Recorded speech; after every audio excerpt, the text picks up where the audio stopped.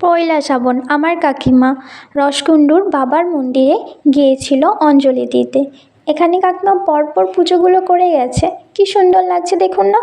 প্রথমে কি সুন্দর করে দুধ ঢাললো, তারপর আস্তে আস্তে মন্ত্র পড়লো, ভাইও ঢেলেছে কাকিমার সাথে দুধ। দেখুন, দুধ ঢালার কিছুক্ষণ পরে আরও মন্ত্র টন্ত্র পড়া হলো, পুজো হলো। ভাই খুব দেখুন মনোযোগ সহকারে কি সুন্দর দুধ ঢালছে। তারপরে পরবর্তীতে এলো মালা পরানোর কথা। কাকিমা খুব সুন্দর করে দেখুন মালাগুলো গেঁথেছে। হ্যাঁ, কাকিমা নিজের হাতে মালাগুলো গেঁথেছে, কি সুন্দর করে পরিয়ে দিল। সত্যি মহাদেবকে এত কাছ থেকে দেখার ইচ্ছে সবার কপালে জোটে না। কাকিমা সত্যিই খুব ভাগ্যবান।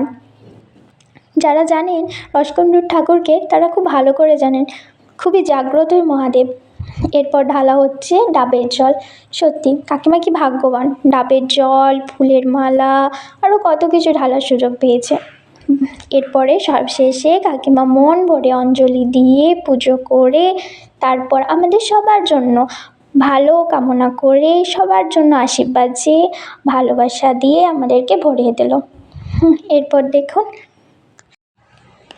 তারপর কাকিমা সবার জন্য ভালো করে পুজো দিয়ে, নিজের মানত পূর্ণ করে, মনোযোগ সহকারে আরও ভালো করে অঞ্জলি দিয়ে এবং আমার সবার নামে পুজো দিয়েছিল, সংকল্প করিয়েছিল।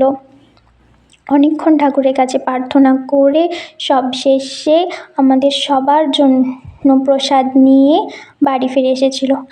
আপনারা এরকম আরও ভিডিও চাইলে এই চ্যানেলটা লাইক অ্যান্ড সাবস্ক্রাইব করে দিন।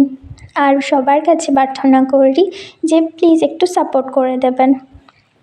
আর মহাদেবের কাছে প্রার্থনা হলো এই যে সবাইকে যেন পৃথিবীর তিনি ভালো রাখেন, খুশিতে রাখেন।